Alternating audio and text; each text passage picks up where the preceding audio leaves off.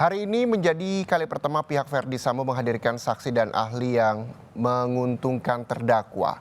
Ahli yang dihadirkan adalah Mahrus Ali, seorang ahli pidana, di mana ahli juga menegaskan bahwa dalam pembunuhan berencana harus dipastikan motif yang melatar belakangi pelaku melakukan tindak pidana.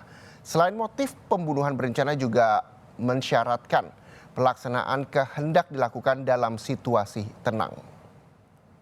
Mantan Menteri Kehakiman saat itu mengatakan bahwa syarat penting mode itu adalah ada 3. Satu adalah memutuskan kehendak dalam situasi tenang. Ini penting.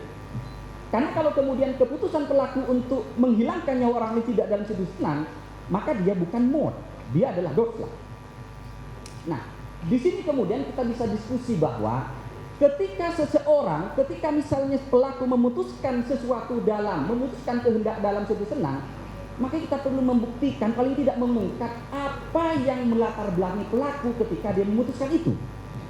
Disinilah pentingnya motif untuk diungkap di persidangan dalam perkara pembunuhan berencana. Kenapa? Karena orang itu punya akal.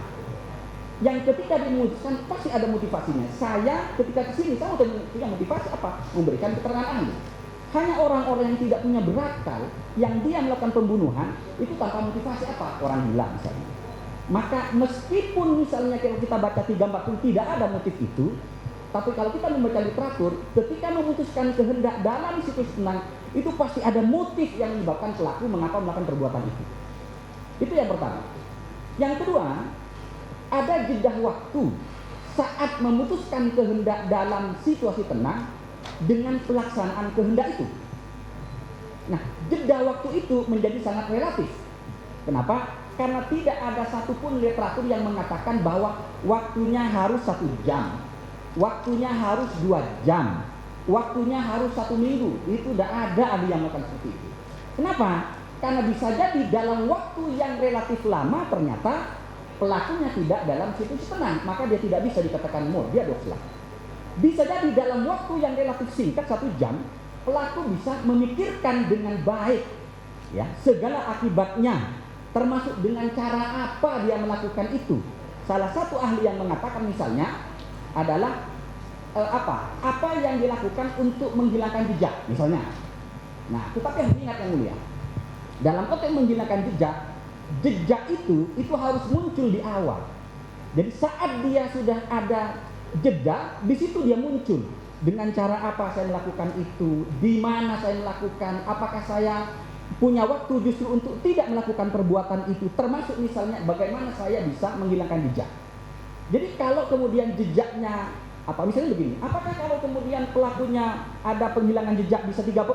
Belum tentu. Kenapa? Karena mari kita diskusi yang mulia.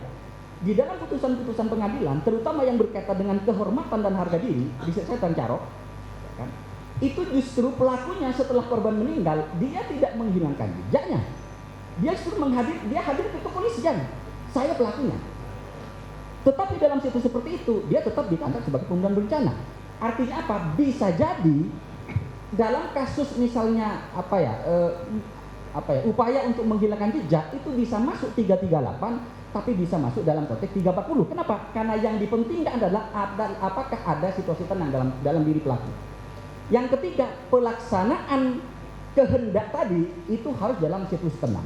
Nah, ketiga syarat ini itu mutlak dibuktikan karena dia bersifat kumulatif.